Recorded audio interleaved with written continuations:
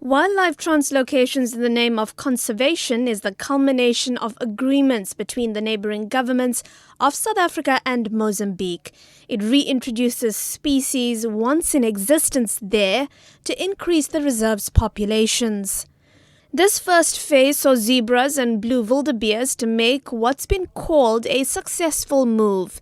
The idea is being managed by conservation authorities, KwaZulu-Natal Ezimvela Wildlife, and Peace Parks Foundation.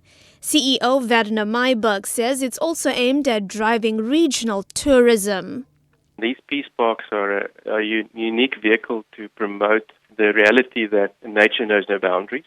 Ecosystems cross international boundaries, and if we preserve those ecosystems across these boundaries, it's good for both countries that share those ecosystems. You do increase the area of these protected areas if you link them together across international boundaries. So it makes it a far more attractive destination, and then we as a region become more competitive internationally. Meiberg says since Phase 1 began in 2014, the introduced species have been doing well. He explains the monitoring process, saying it should allay fears about the safety and health of the animals.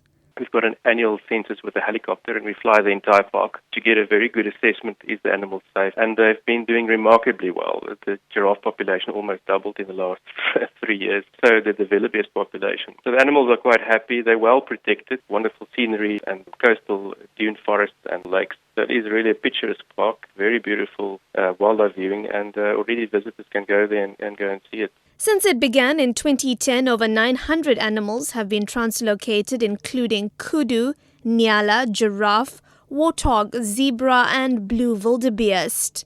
Similarly, CEO of KZN Ezimvela Wildlife, Dr. David Mabunda, says joint operations between South African and Mozambican counterparts make success more achievable.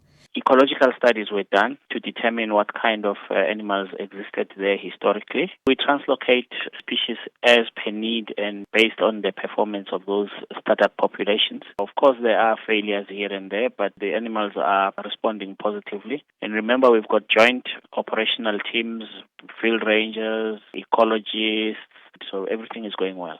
Mabunda responded to concerns about poaching syndicates that often operate across the border. He says these groups tend to target high-risk species like rhino. You can never stamp out poaching completely, but we should be concerned if the poaching assumes the proportions of what we are seeing with rhino. There we are dealing with organized crime, with international tentacles. We don't have a similar problem with this project in terms of dealing with general species that we are introducing in Maputo Special Reserve.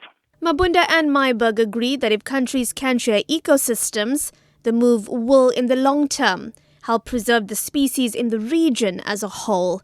For the SABC, I'm Minoshni Pillay in Durban.